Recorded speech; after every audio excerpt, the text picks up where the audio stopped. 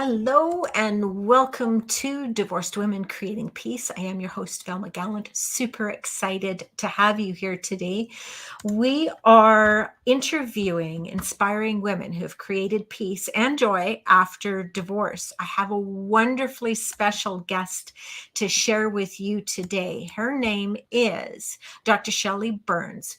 She's a 20-plus year veteran in the health and fitness industry, is passionate about helping women maneuver their way through perimenopause and menopause. A chiropractor, gym owner, and life coach, her expertise is in working with women ages 40 to 60. Using self-care, nutrition, fitness, and mindset, she navigates the physical, mental, and emotional journey known as the change. Her personal experience and struggles during this difficult transitional phase of life have led her to create the FIT Menopause Blueprint. Over the past few years, she's helped hundreds of women get their desired results in weight loss, energy level improvement, hormone balancing, and sleep quality improvements with her online program. Shelly lives in North Carolina with her 4 animals. She can be found riding her motorcycle, reading, hiking, mountain biking in the North Carolina mountains, working out at the gym, trail running, and traveling the globe to compete in obstacle course races. Oh, I've got a friend for you. I'm super excited to have you here today, Shelly. Really love what you're up to. Thank you. Thanks for having me. So I'm really excited to share you with my audience. One of the beautiful things that I love about what we're creating here with Divorced Women Creating Peace is a diversity of unique experiences, because divorce is unique. When we go through divorce, it's very unique to us. And yet at the same time, there are ladies out there who have experienced similar experiences, so that these women who come to our show know that they're not alone. And it also helps to create that vision point going forward. So I'm really excited to have you here. So I'm going to ask you our first question. What was your most valuable lesson from your divorce, and what made that so valuable for you? I thought about this several times today as I knew I was going to be asked this. And I think the most valuable thing for me is that I lost myself in my marriage, constantly trying to please somebody else and fighting for that. And in the meantime, I had lost myself. So my most valuable lesson is to still maintain who you are while you're in a relationship, and really value those things about you that you appreciate and that motivate you and that makes you who you are. So that's probably my number one thing, because I totally lost myself in trying to make somebody else happy. I recognize that. I so recognize that. So what I'm hearing is the divorce gave you the opportunity to find yourself again. Would that be accurate? Yeah, it's I'm trying to think. So even though I'm in same-sex marriage, I still am super traditional, which always confuses people. Like, I want that traditional type of my envision of being married growing up, and like what you hear about. Like, that was always my dream. And then I had red flags before I was married, and I feel like I should have listened to them, because for me, I always thought I would be married one time and that would be it. You fight for each other, you protect each other, you're loyal to each other. And ultimately, when you get into a relationship that's not everything that you thought it would be, there's this struggle between the two of you. And yeah, it's hard to give up. It was so hard for me to give up being married, because again, I'm super traditional in my values, even though it's same-sex marriage, which, like I said, sometimes that confuses people. But I know I've heard it all in North Carolina. So yeah, I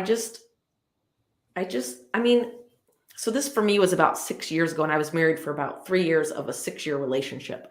And in losing myself, I stopped doing things that made me happy. Therefore, in the marriage, I wasn't happy. And it didn't matter what that other person was going to do. I was not going to be happy because at that point I was no longer happy with myself. And so that's what I mean, like by valuing the things that you do that make you, you don't give up on those, because then you're going to lose who you are, in, even in within yourself, but then in your marriage. And then they met you in one place, and then now you've changed into this other person who isn't happy basically with themselves. That makes a lot of sense. And like I said, like I recognize a lot of this. I mean, for me, it was my second marriage.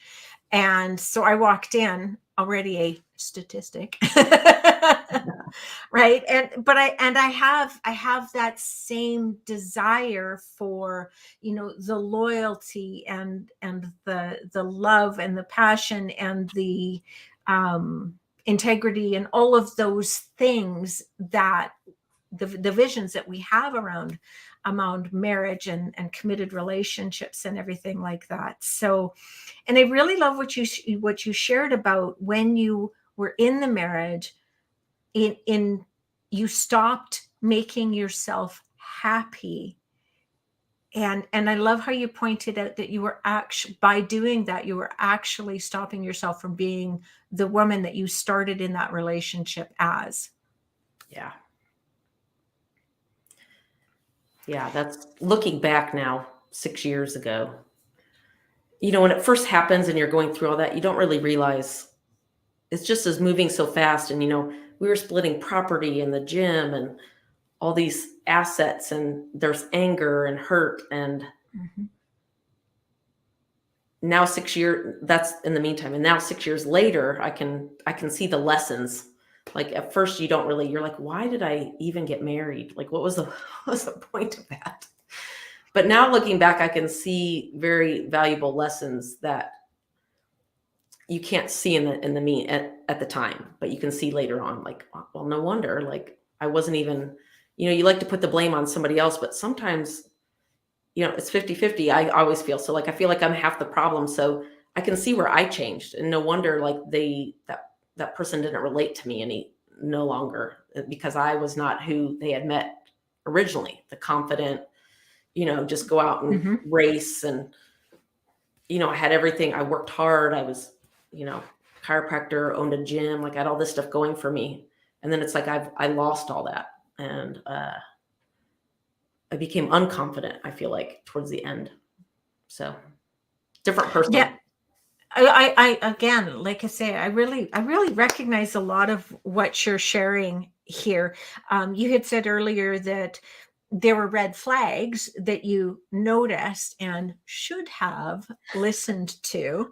And it's interesting because when I was working through my healing process after my marriage, I started working with a therapist, and I remember going through this really big list of red flags about my ex-husband. And he stopped me and he goes, those aren't red flags about him. Those are red flags about what you were willing to tolerate. And I'm like, oh. Right. So it is interesting because when we look back on these things, we get to see them from just a little bit different perspective and gain a little bit different in understanding. And that's kind of what I'm hearing from you as well. Yeah. So like it being 6 years, I've dated other people. I've been with other people. And you realize in each relationship that you've had since then, it kind of starts adding up, like that you've lost yourself again. Okay. No wonder things have changed, or you've lost yourself again. So now it's like, you get to the point where you're like, okay, like I really need to take this time and work on myself, which is for me is hard. I'm all about connection and relating to people and enjoying other people. And so when I start focusing on myself, it's hard for me because it's almost like this weird unknown that I like being by myself, but at the same time, I always feel like there's just a little bit of something missing, like part of life now that I'm 45, that I thought I would be somewhere different by now. I don't know anybody who's felt that before. Especially being in my whole study is menopause and perimenopause. So not Mhm. only are you trying to navigate relationships, but when you're in perimenopause and menopause, you got your hormones going, you got the ebbs and flows of estrogen, and half the time you don't even feel like yourself. You're not relating to yourself. You're like, whose body is this? Whose mind is this? So Mhm. I will say it's harder to kind of navigate relationships being single in my 40s and going through the perimenopause. But at the same time, I've learned so much about myself in learning about perimenopause and where I'm at, and just even dating different people and what I can bring to the table and what I don't bring to the table. And I'm all about like not wasting time anymore. So it's like, Right? And I think there's oh, a but really you important smoke. Not interested in that. I think there's a really important conversation to be had when it comes to um, perimenopause and menopause and some of these relationship changes that we're experiencing, because the majority of women that I end up working with or connecting with are between the ages of 45 to 65 years old. And so that is a very distinct possibility of being part of their experience. And I know when I look back on my marriage, I was full on in perimenopause at that point when things were deteriorating in our marriage. And that's not to say that my perimenopause caused that, because my ex is still responsible for the behaviors that he brought to the experience. And at the same time, how much does that contribute to, like you said, that relationship with myself and my confidence levels and all of those kinds of things? Because I really am not the woman that was in that marriage in the beginning. I really am changing. There are things about me that are different. And how could it have supported me if I'd have had a better understanding and a support network in that area of my life as well? Not to Yeah, say that it would have changed the outcome. However, there's probably a lot of benefit in creating those support networks in that direction of my life as I'm going through my marriage or as I'm transitioning out of a marriage, no matter which experience I'm in. yeah, and like perimenopause, a lot of women don't even know they're in perimenopause, but they know something's not feeling right, or they're not, like I used to look in the mirror before I even knew, and I'd be like I don't even like myself. I'm like, who? Like I wasn't even relating to who I saw in the mirror every day. So, Mm-hmm. I, and at that point, I was in a relationship that I really cared about the other person, but my not liking myself affected that relationship, and um, I wasn't happy with myself. So again, it's hard to be in a relationship when you're not happy with yourself and you're constantly fighting yourself. Like, who am I? Like you're in this battle constantly. So I do feel like women in their over 40 or in that perimenopause stage, a lot of relationships get tested during this time. And Mm-hmm. um, it's it's really easy to be like, I mean, for whoever you're with, if they don't understand what you're going through, it's almost like your teammate is not on the same team as you, is what it feels like for me. So it was like this constant, like, well, I don't know how to help you. And I'm like, I don't know how to help myself. Like I tried vocalizing what I was feeling and what I was going through without really knowing. And finally, when I had a term and we had this understanding of like what then I was going through, and it felt better, but you do feel a little lost during that time frame. And that's what I'm saying. It's always good to keep doing the things that make you you, because even if you're struggling with things like that, there are Mm-hmm. things that can at least center you or balance you in some way. Like for me, it's hiking or getting lost in the woods, or all that good stuff. But Mm-hmm. I stopped doing that for a period of time because I just wasn't happy with myself. And here it was a lot of it was hormone driven. But a lot of times too, it's communicating with your partner about what you're feeling, even though you feel crazy. It, if you communicate, sometimes they're more understanding. And if they don't get it, there are support groups and things like that where they can get educated on like what you're going through. It's I think there's something about, I forget the time period, but way back in the day, let's say, a lot of women over 40 were put in institutions for being crazy. And most of the time it was 35 and over. And I mean, nowadays they say like, well, of course, it was hormones, but like a lot of women were treated poorly back in the day for not being able to control their moods or not being able to, be stable. And again, it helps if you have an understanding partner that can understand what you're going through, at least be supportive of you. Right.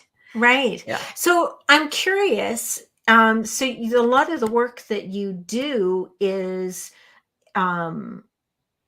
like you've got your FIT Menopause Blueprint, and so if somebody takes advantage of some of the education and the information that you've gathered together to create this blueprint,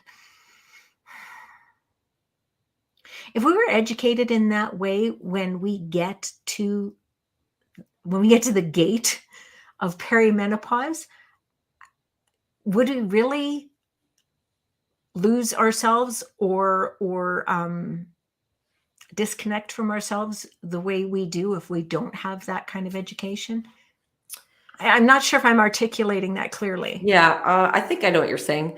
I feel like it because I also have a podcast and I've interviewed tons of ladies that have been through what they went through originally until they found out they were in perimenopause. And a lot of them say that they've gone through this period where they have no idea what's happening to them. And until you get until you get a doctor that is understanding and gives you the right test and then tells you, hey, you're in perimenopause, and you get that term and then you start researching about it, you learn so much, and a lot of things are validated at that point. Like you don't feel crazy. You're like, oh, there's a reason that I feel like I cannot control how I'm feeling or that I'm crying or whatever it may be. So a lot of women in my groups are, I mean, a lot of them are married, but a lot of them are struggling in their marriage too because of these things. But once you're made aware of it, it allows you to bring those things to the surface and deal with them rather than not have any idea what you're doing, any idea what you're feeling. You're getting maybe, I don't mean attacked, but like your partner's not being supportive. They're almost being negative, like, oh, here you go again, or you're moody, or you're crying, whatever it may be. Yeah, a lot of my women experience the same thing.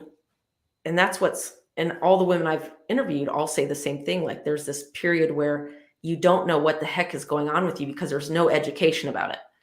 So once you're educated, which is my goal and a lot of other women's and doctors' goals, is to start educating women before they hit perimenopause, not after they hit perimenopause. So that way, going into it, things like, for example, the FIT Menopause Blueprint is mindset, self-care, fitness, and nutrition. Well, you're not going to feel better in any point in your life if you're not taking care of your body and your mental state and your self-care and your nutrition. And we're a system within a system, so we have to take care of ourselves, and sometimes you have to put yourself first. And that's the self-care part of the FIT Menopause Blueprint, is taking care of yourself and doing what you need to do and vocalizing that to your partner or your kids, like, this is what I need. And ultimately, if they're accepting of that and the kids are accepting of that, if you have kids, you can come out of this feeling better about yourself and just, oh, I took my time. Now I'm ready to get back to my family, whatever, 20 minutes, even. I'm not talking like a whole month, but like No. 20 minutes a day or 20 minutes every other day so it's just focusing on yourself and doing the things that you need to do for yourself. And this is a weird age, 40 and over, where you probably have kids or not. You have parents that are older. You're in the middle of your career, perhaps growing or, moving up in the ladder. And there's a lot of pressure on us.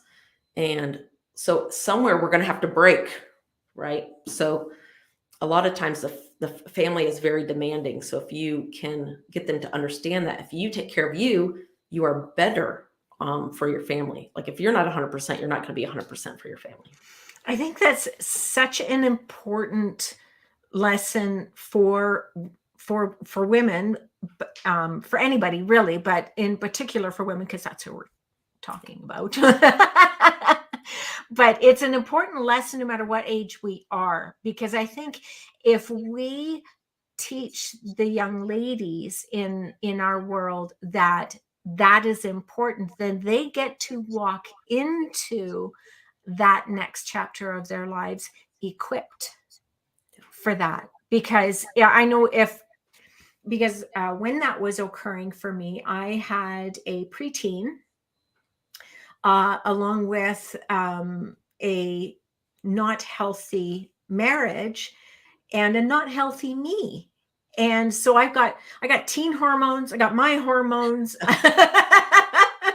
right? Got all of this going on. And yeah, if I'd have been, looking at myself personally, if I'd have been educated and had given myself permission to put myself first, I would have been a better leader inside of my family a lot earlier. I mean, the divorce and all of those kinds of things did teach me to be a better leader for my family. And it's easy to look back and go, geez, well, what if I would have had a better understanding and I had already been taking care of myself and I had somebody like you that I could have a conversation with about what I was experiencing? Because I certainly, there were times where I felt a little crazy. It was like, sometimes like an out of body experience. I'm looking at myself and going, what are you doing, girl? Oh yeah. So what are some of the things that you started doing to support yourself in rediscovering who you are and rebuilding that relationship with yourself? Yeah, so I think ultimately for about 2 years, the last 2 years of my marriage, which was 3 years total, but we were together 6 years. I really fought hard for the relationship. I was told it was an intimacy thing. Like I'm like, I need more intimacy. Rather than once a month. This might be too forward, but we're all women. So I kept saying like, this isn't enough. I don't feel connected, And, a year went by. I'm like, why isn't this working? I don't feel like you even like me. So I started building a lot of self-doubt about myself. Like, why wasn't I good enough? Why didn't they want to sleep with me? And I tried to solve every problem that was their rebuttal. Like, we worked too late at night at the gym. I'm like, well, I hired a bunch of coaches. We no longer had to be at the gym, but nothing changed. And then this was another thing. And then I worked really hard to change that. And then nothing changed. So I felt like I put everything in. And then there's a point just where my last string broke. I was just like, I have nothing left at this point. Like, there's no fight in me. And that, unfortunately, that is when they woke up. And I said, and they thought it was that one instant. I said, this has been 2 years. So in that, I lost myself in that. I was just constantly trying to make it work and make somebody happy and wondering what's wrong with me. That when I ended that, I really tried to go back to what made me me. Like I tried to do more hiking and more mountain biking and things that I stopped doing because they didn't like to do that. And I'm always a big fan of going on these long, exhausting hikes because I feel like when you're out there, you're tested physically, mentally, and I always feel like I come out of the woods with something. And not everybody has the, likes to be outside or whatever, but you could do that anywhere. You want to go walk at a park or go for a 6-hour drive, whatever you need to do is what I coach my women on. But I feel like the important thing is finding yourself again, because if you don't find yourself, which is what happened to me, and you get into another relationship, you haven't healed from this over here. So you have to be happy with yourself. And I say this all the time, but at the same time, I still struggle with this. This is a struggle for me, is that being happy with myself, because there's still times I doubt myself based off of things that have happened in my past. So I just constantly am reminding myself, like, you got this job and you got the gym and you're a chiropractor and you have the ability to go in the woods and hike for 12 miles. Like, a lot of people can't even do that. So I always am just trying to offset with being grateful. Like, okay, I'm not 100% happy in my life, meaning like I'm single and dealing with those emotions with the holidays. I think this is going to be my first holiday single. So I'm struggling with that a little bit. But at Mm-hmm. the same time, I'm like, I'm grateful for this. I'm grateful for this. Grateful for this. So I feel like I've offset a lot of the things that boil up as far as like being single at 45 and this isn't where I thought I would be. And just taking care of myself, giving myself permission to grieve a little bit, but also to grow from it. I think you've shared some really important things, and this and honestly, this is part of the reason why I was so grateful that you accepted my invitation to be on here. Because one of the things that I believe is divorce is divorce is divorce. Relationships are relationships are relationships. A lot of what you shared, I mean, you're talking about she thought the breaking point was the first point. And I know in my first marriage, my breaking point, he felt blindsided. And yet at the same time, I'd been asking, let's go to counseling. This isn't quite right. This wasn't quite right, but none of it was heard. Same thing inside of my second marriage. I mean, there were intimacy issues. It was over a year that we weren't experiencing intimacy, and yeah, like it was brutal on my self-esteem, and the choices of losing ourselves inside of these relationships. Like I'm hearing you talk about how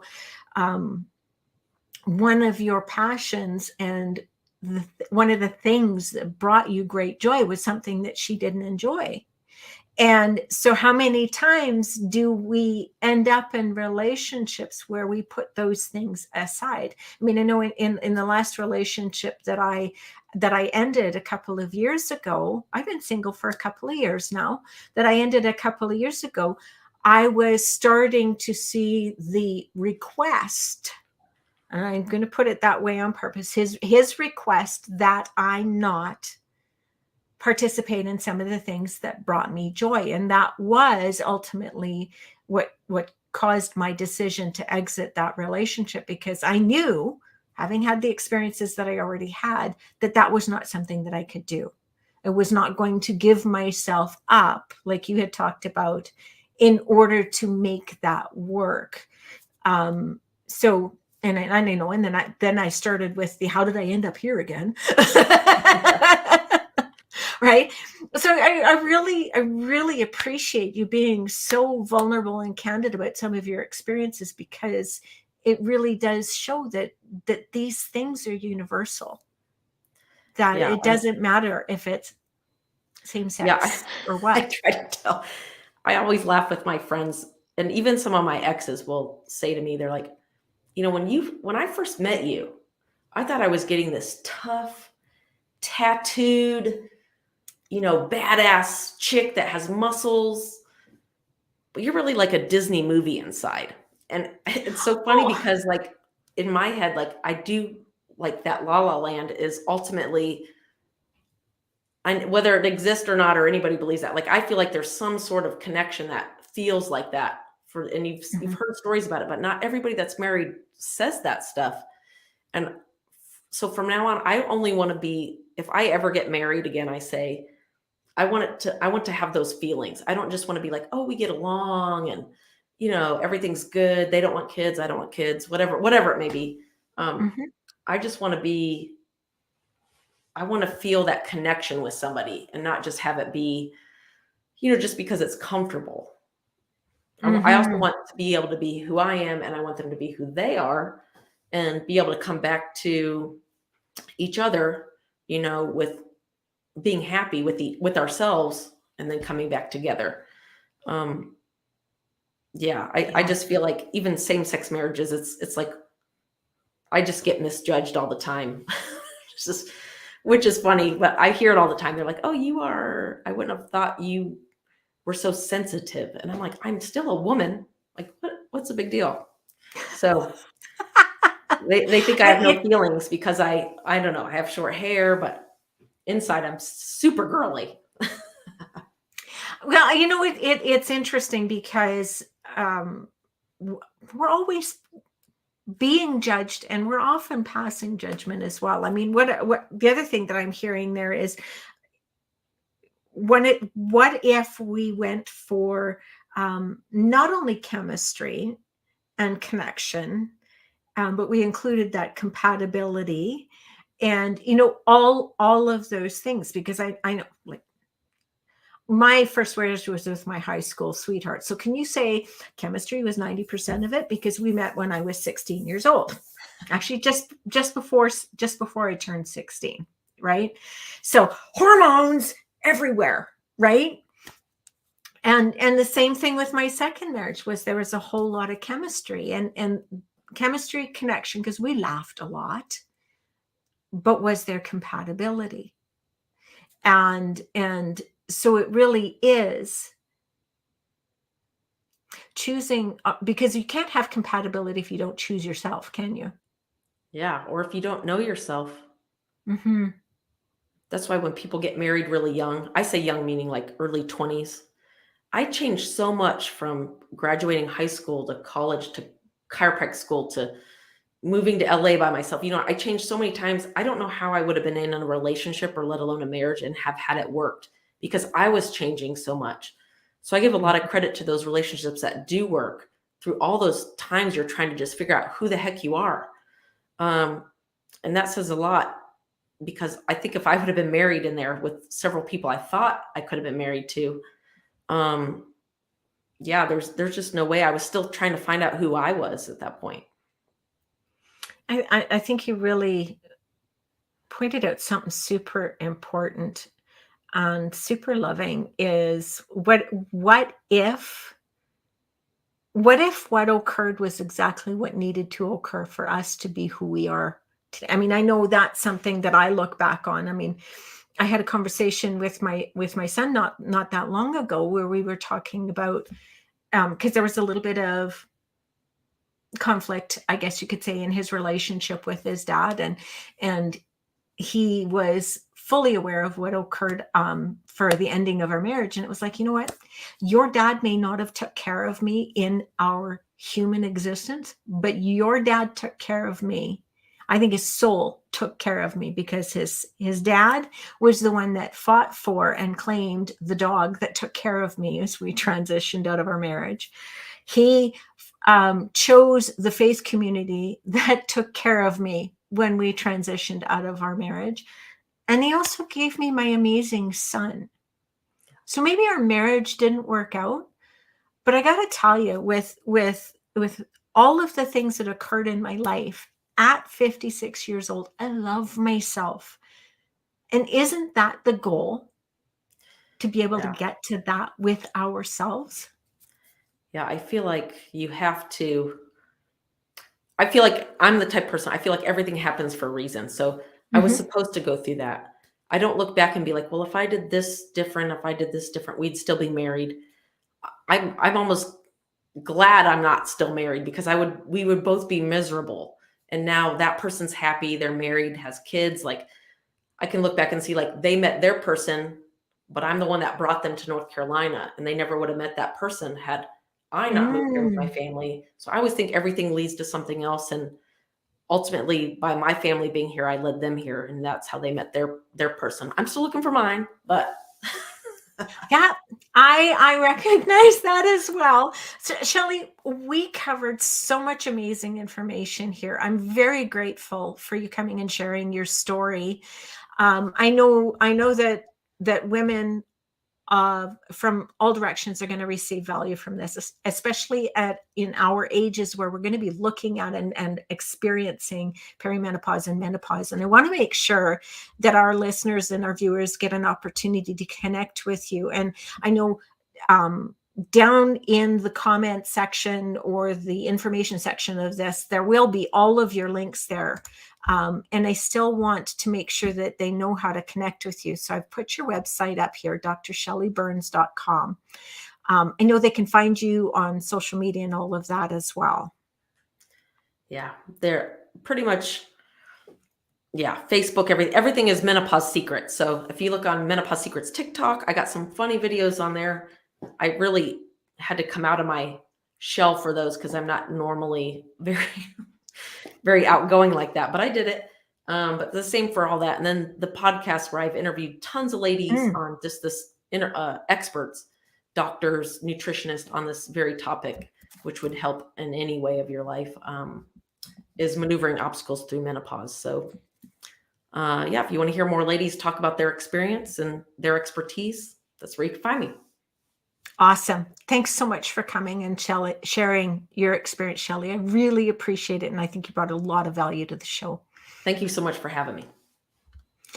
And thank you for our listeners and our viewers. So appreciate you coming. Make sure to comment what you got of value from this show. I'd love to hear what you're getting. And make sure you like, subscribe, leave a review, all of those kinds of things, no matter which platform you're on. And I look forward to connecting you with you in the next show. And before I go, down on the ticker here, we've got a virtual retreat coming up. This is going to be something that occurs ongoing. So even if you're listening to this later, go check out this link, retreat.divorcedwomencreatingpeace.com. Love to have you there. And don't forget to check out our Facebook group. You guys have a brilliant day.